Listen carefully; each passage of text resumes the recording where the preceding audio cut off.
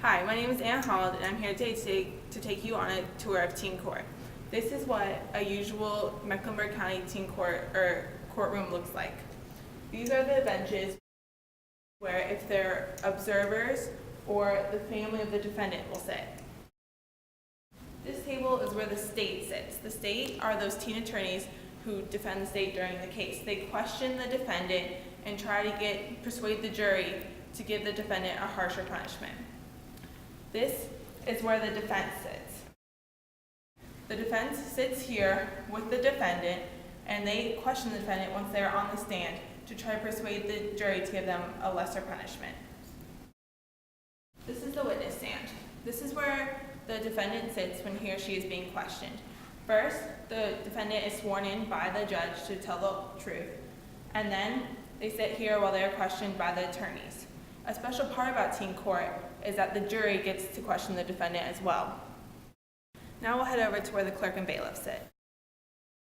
This is where the clerk sits. The clerk calls the cases of the court. They keep track of what cases to call through the court docket, which has the case number, the defendant's name, and the class of the offense. Classes range from A, B, and C, with A being the least severe and C being the most severe.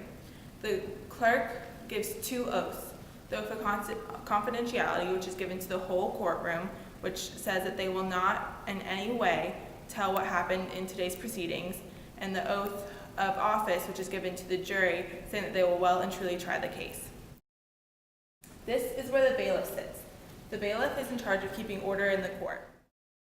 This is where the judge sits.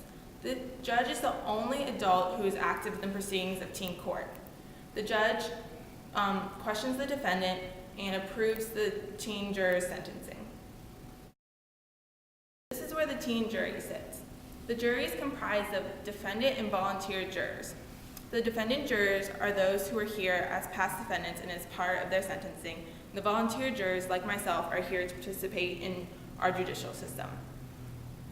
As I mentioned before, the special thing about teen court is that the jury gets to participate in the questioning of the defendant. This is important because having peers question the defendant makes them more open and honest, as they're more comfortable talking among peers than with adults. Now I'll take you to the deliberation room. This is the deliberation room. This is where the teen jury comes to decide on sentencing. In teen court, only a majority vote is needed to decide on sentencing.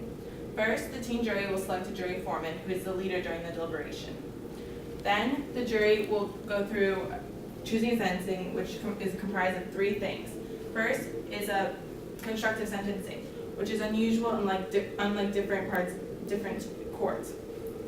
Constructive sentences are things like going to 2 AA meetings, or going to the realities program where defendants go to the jail and see what it's like to become an inmate.